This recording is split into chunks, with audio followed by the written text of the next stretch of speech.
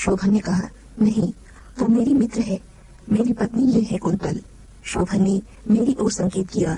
ओह, तो हम आपको सलाह देंगे। आपकी वाइफ की कंडीशन बहुत डेलिकेट है, आप इनको मरीज से अलग रखिए।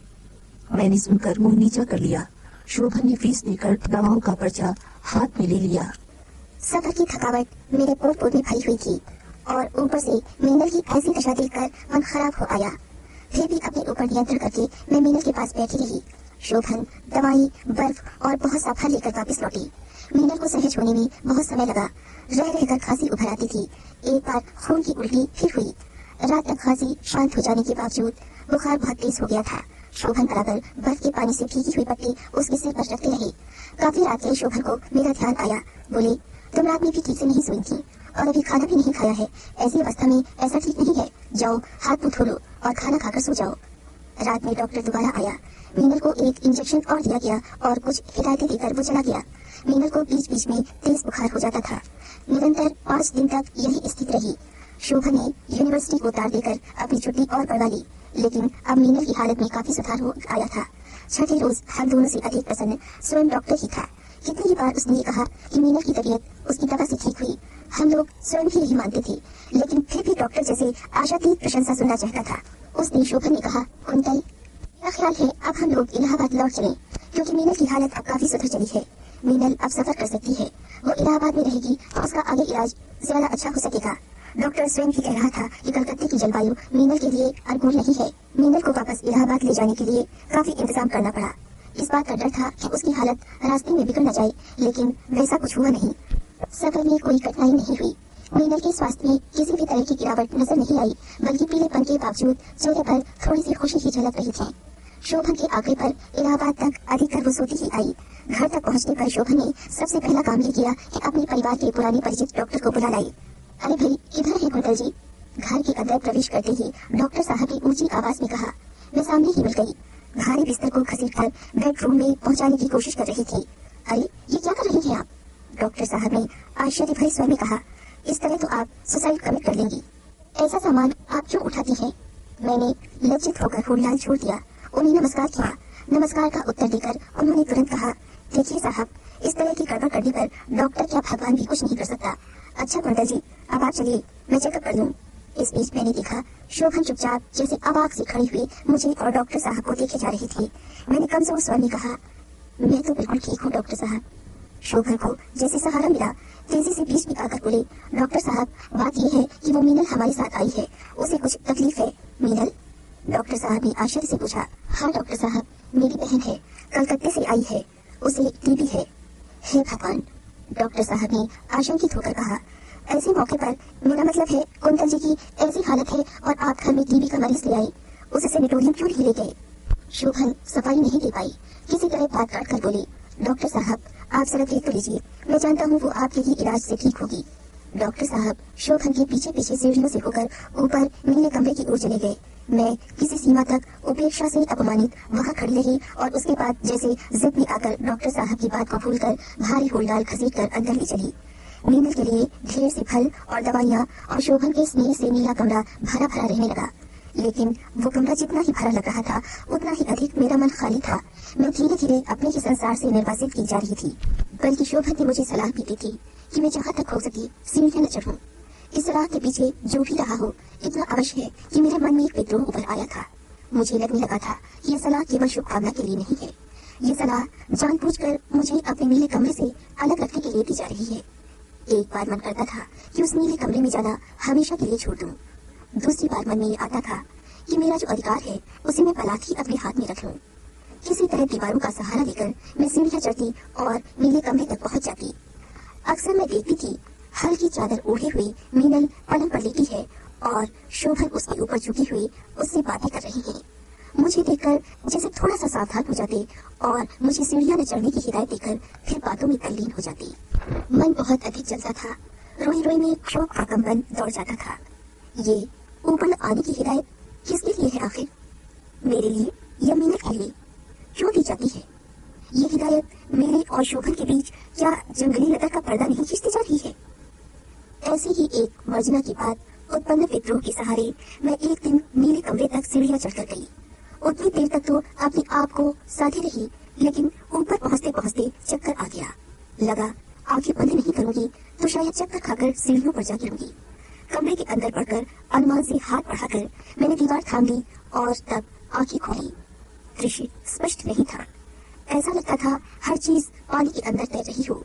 शोभन को मेरी उपस्थिति का पता अब चला था, लेकिन उस एक क्षण में शोभन के सावधान होते होते मुझे बहुत कुछ दिखाई दे गया। शोभन और मीनल सामान्य स्थिति में नहीं थी।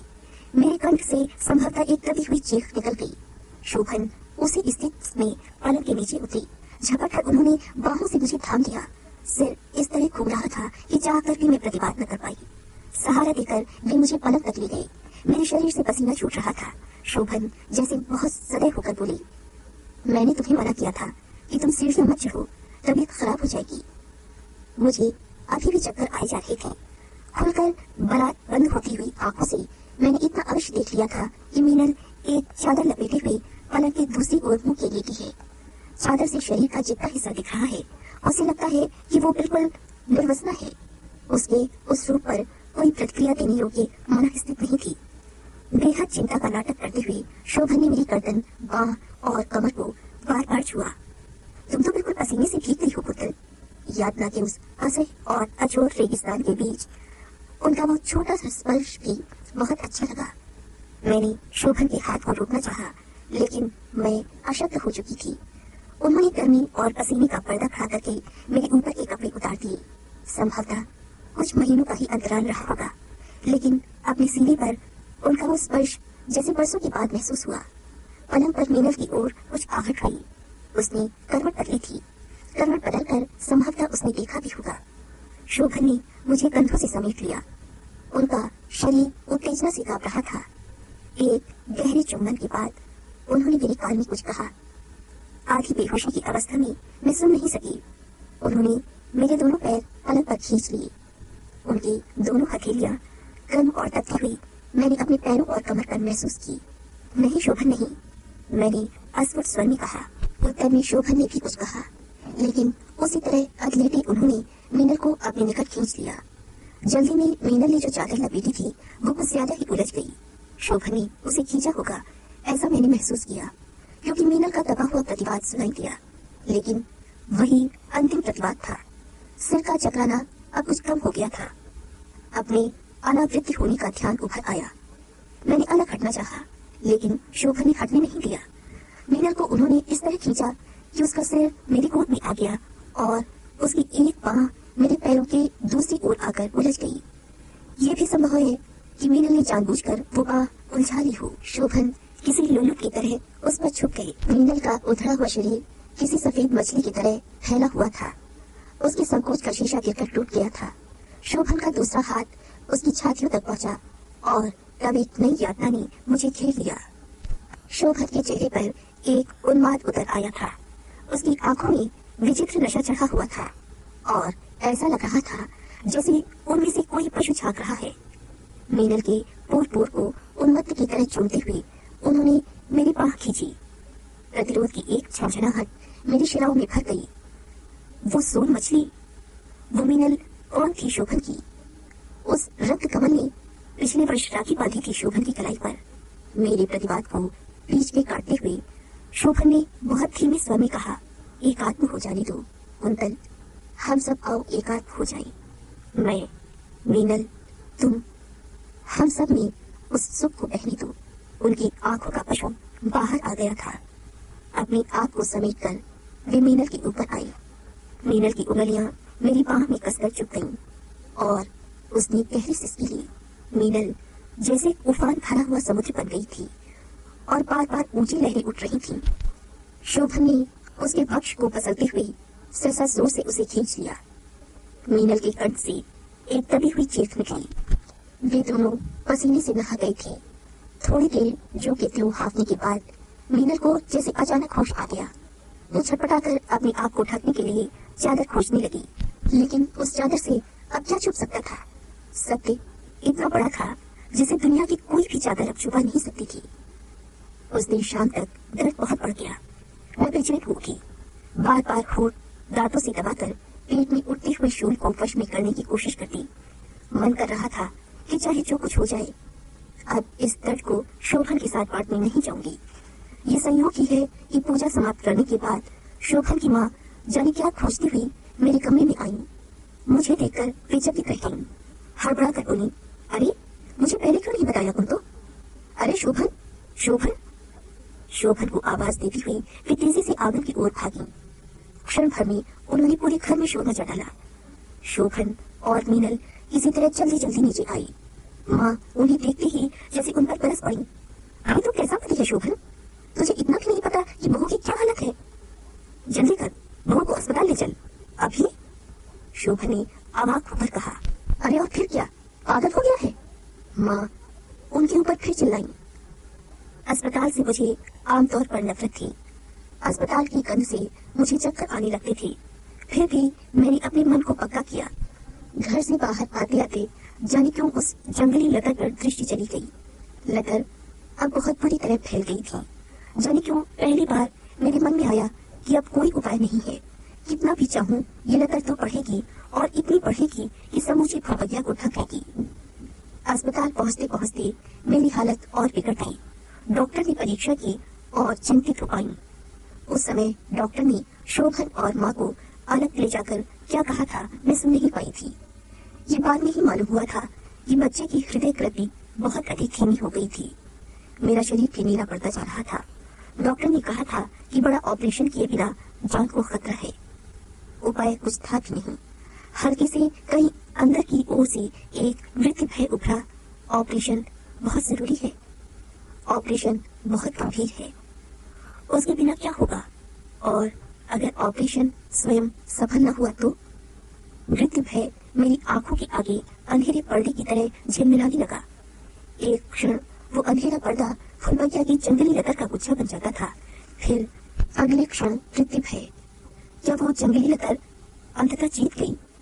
क्या उस जंगली लतर से मेरी फुलबगिया का संघर्ष इस तरह विवशता के साथ यही समाप्त हो जाएगा? मन में एक छटपटाहट उभर आई। लगा कि अब चुप रहना सुरक्षित नहीं है। और फिर मैंने देखा शोभन का चेहरा। आंखों के सामने खींची हुई मृत्यु भय की चादर से जो कुछ दिखाई दिया उसको लेकर कोई अनुमान लगाया नहीं जा सकता था। शोभन का चेहरा गंभीर था, लेकिन उस गंभीरता की व्याख्या करने लायक चेतना नहीं थी। एक बार मैंने देखा कि उसी तरह गंभीर चुके हुए वे किसी फॉर्म पर दस्तखत कर रहे हैं। मृत्यु भय की दरखास्त फिर उभर आई। शोभन ने फॉर्म पर दस्तखत करने से इनकार क्यों नहीं किया? उसके मन में क्या है? फुलबगिया की उस जंगली लतर से शोभन का कोई समझौता तो नहीं है? एक गोपनीय रहस्यमय समझौता कि वो लतर जब जब फैलेगी शोभन अपने मन का समर्थन उसे देंगे। एक क्षण के लिए मुझे ये भी लगा कि शोभन की जगह उस जंगली लतर की कोई विषैली डाल ही वहां आ खड़ी हुई है जो मेरे भाग्य का विधान लिख देना चाहती है। ऑपरेशन थिएटर में क्लोरोफॉर्म दिए जाने से पहले एक बार फिर मेरे मन ने विद्रोह किया। उस फॉर्म पर शोभन ने हस्ताक्षर कर दिए थे, जिस पर लिखा था कि ऑपरेशन के दौरान यदि रोगी की मृत्यु हो जाए तो मैं इसके लिए किसी को दोष नहीं दूंगा। फुलबगिया की विषैली लतर ने संभवतः चाहा भी होगा कि मेरी मृत्यु हो जाए। उस विषैली लतर ने ही हस्ताक्षर किए होंगे। मैं चाहती थी नहीं, लेकिन फिर भी वो छटपटाहट की क्षण तब समाप्त हुई और क्लोरोफॉर्म ने मेरी चेतना पर तब असर किया मैं नहीं जानती। गहरे लगातार चेतनाहीनता की कुएं में गिरते जाने का अनुभव ही समाप्त हो गया। संभवतः मैं सहसा ही होश में नहीं आई, बल्कि होश में आने से काफी पहले मेरा अंतर्मन जाग गया था। मुझे इस बात का बोध नहीं, लेकिन बाद में किसी ने मुझे बताया था कि होश में आने से पहले मैंने चित्कार किया था, छोड़ दो मुझे, छोड़ दो, मेरे पति को छीन लिया, मेरे बच्चे को मत छीनना। पानी बर्फ के भीगे कपड़े से मेरा माथा, आंखें और होंठ बार बार पोंछ दिए जाते। बार बार पानी मांगने पर मार्फिया और दूसरे इंजेक्शन बराबर दिन रात 3-3 घंटे पर लगाए जाते। सारा तन पेट दिया गया। सेलाइन वाटर की बोतल एक के बाद दूसरी बाह में लगी रहती। तीसरे दिन मेरी हालत में कुछ सुधार हुआ। मैं आसपास के परिवेश को समझने लायक स्थिति में हुई, लेकिन तब एक और कष्ट ने मुझे आ घेरा। शोभन ने बताया कि बेबी की हालत अच्छी नहीं है, शायद उसके पेट में विषैला पानी चला गया है।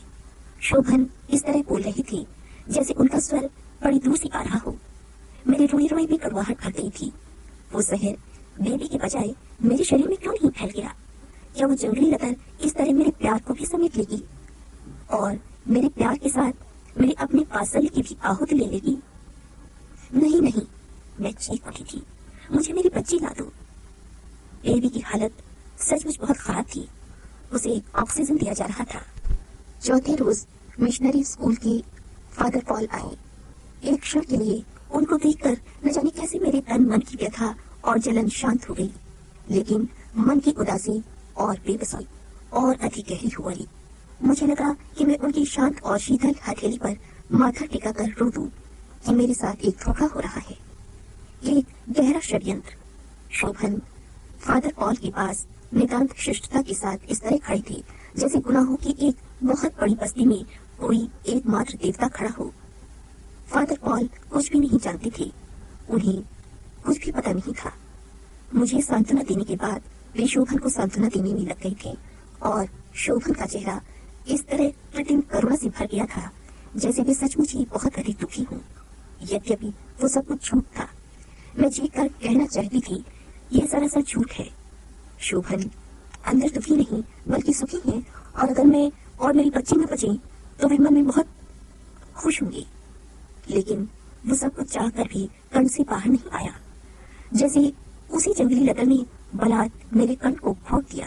फादर पॉल अपने साथ एक तस्वीर लाए थे, शिशु क्राइस्ट को गोद में लिए हुए वर्जिन मैरी की तस्वीर। उसे उन्होंने मेरे ठीक सामने वाली दीवार में टांग दिया। मेरी आंखों में उभरी हुई यातना की जलन फिर शांत होने लगी, शायद उस तस्वीर को देखकर। फिर उन्होंने प्रार्थना की। कह नहीं सकती कि उनकी प्रार्थना का ही असर था, लेकिन दूसरे दिन शाम तक बेबी की हालत में चमत्कारिक सुधार हुआ। शाम को जब फादर पॉल दोबारा आए तो बेबी ने जीवन में पहली बार अपनी माँ का दूध पिया था। फादर पॉल मुझे और बेबी को आशीर्वाद देकर शोभन के साथ बात करते हुए बाहर चले गए। बेबी की हालत में सुधार के साथ साथ मेरे स्वास्थ्य में भी अंतर पैदा होना शुरू हुआ, लेकिन एक अनुभव मुझे लगातार हो रहा था कि जैसे जैसे मेरी हालत में सुधार होता जा रहा था, मुझे महसूस होता था जैसे आसपास अस्पताल के इस कमरे में भी किसी जगह वो जंगली लतर उग आई है और अक्सर जब मुझे नींद आ जाती है, अपने सर्द हाथों से मेरे गले को टटोलने की कोशिश करती है। रात में मेरी भयाक्रांत आंखें अचानक खुल गईं। गर्दन और कनपटियों पर पसीना उभर आया था।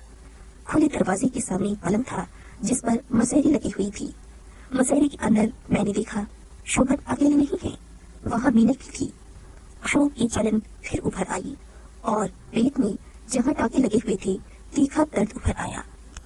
बहुत प्रयत्न के बावजूद मेरे कंठ से एक तीखी कराह निकल गई। मसहरी के अंदर आंदोलन हुआ और शायद मेरी कराह सुनकर वे दोनों अलग हुए। मैं जानती हूँ कि उस समय वो कराह उन्हें कितनी बुरी लगी होगी। हाँ, एक क्षण के लिए मुझे निरर्थक आशा भी हुई कि शायद शोभन उठे, उठकर निकट आई और निकट आकर एक बार ये जिज्ञासा भर कर ली कि मैं कैसी हूँ। लेकिन वैसा कुछ भी नहीं हुआ। मसहरी के अंदर सब कुछ शांत हो गया और शायद शोभन ने यह जाहिर किया कि वो सो चुकी है। लेकिन मुझे पता था कि सोया कौन है। सोया शोभन नहीं, मेरा भाग्य था। नर्स जल्दी आती। मुझे मालूम था कि वो क्या लाएगी। उसके पास एक इंजेक्शन था। मेरे दर्द को दबाने के लिए वो नियम से लगाया जा रहा था, लेकिन मुझे यह भी पता था कि मेरे असली दर्द को दबाने की शक्ति उस इंजेक्शन में नहीं है। हर पहर के बाद शरीर के किसी हिस्से में ऊपरी दर्द को दबाने वाली सुई घसा दी जाती और मुझे बेहोशी वाली नींद आ जाती। रात अपनी गर्दन पर उस जंगली लतर के ठंडे स्पर्श से नींद खुलती तो दिखाई देता कि सामने बरामदे में लगी मसहरी के अंदर एक ऐसी समानांतर दुनिया हंस खेल रही है जो मुझे अपनी ही दुनिया से देश निकाला दे देना चाहती है। मीनल और शोभन मेरे दर्द और मेरी उपस्थिति से बिल्कुल निस्संग, जैसे निश्चिंत होकर एक दूसरे में लीन होते जाते थे। 20 दिन इसी तरह घुटते हुए गुजार दिए। अस्पताल का मेरा वो पलंग सारी दुनिया के बीच रहते हुए भी ऐसा लगता था जैसे चुपचाप उठाकर किसी घनघोर जंगल में बेसहारा छोड़ दिया गया है। 20 दिन बाद डॉक्टर ने कहा, शोभन से ही कहा कि वे अब मुझे घर ले जा सकती हैं। आज सोचती हूँ कि मेरा मन कितना मासूम था कि एक क्षण के लिए घर की बात सोचकर खिल आया, लेकिन फिर मुझे लगा कि अपना कहने के बावजूद वो घर अब मेरे लिए अजनबी बन चुका होगा। और सचमुच वो अजनबी बन चुका था। मेरी फुलबगिया मेरी नहीं लग रही थी। जंगली लकड़ ने उसके पौधों को बुरी तरह घेर लिया था। सीढ़ियां चढ़ने की मनाही थी, इसलिए ऊपर अपने मेरे कमरे तक नहीं जा सकी थी।